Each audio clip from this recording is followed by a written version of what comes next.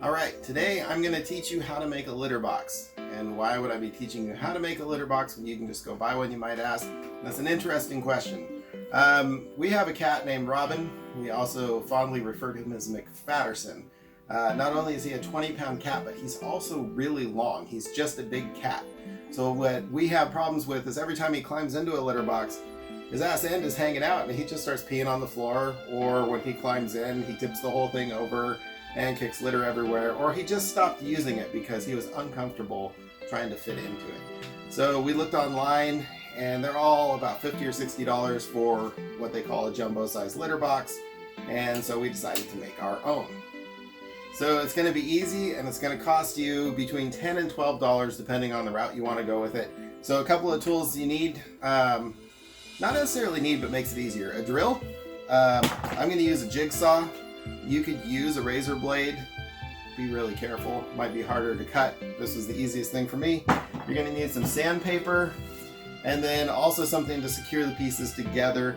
The cheapest way we went was with these little clamps. You could use zip ties. You could use a screw with a nut and a bolt.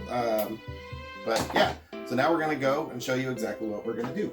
So at Home Depot, they have these. They're for mixing concrete. They are about $5.50 a piece. You're going to need 2 of these.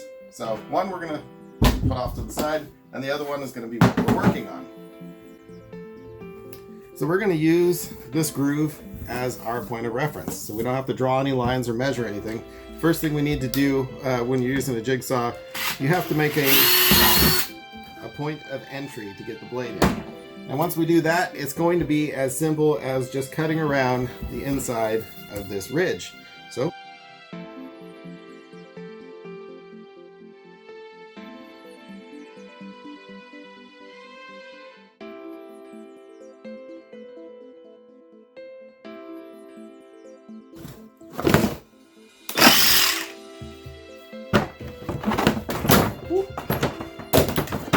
now this part isn't necessarily a need to, but it'll help clean up the edges and make sure that your cat's not eating any little pieces of plastic.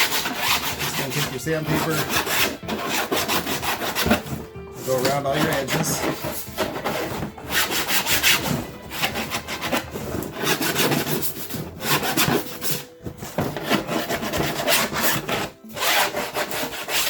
Make sure you clean it up just a little bit, and then it's not sharp. There's no little pieces of plastic. Now we're going to retrieve our second part. I guess you can see where this is going. Now these guys each have a hole. I thought about putting a zip tie through to just flip the lid open. But as our cat is girthy, when he jumped in and out, he was knocking it around. So we're just going to take these little clamps. You're going to put one on each corner. Again, you could do bungee cord around the tops and the sides. You could drill holes. You could use zip ties. You could do any number of things.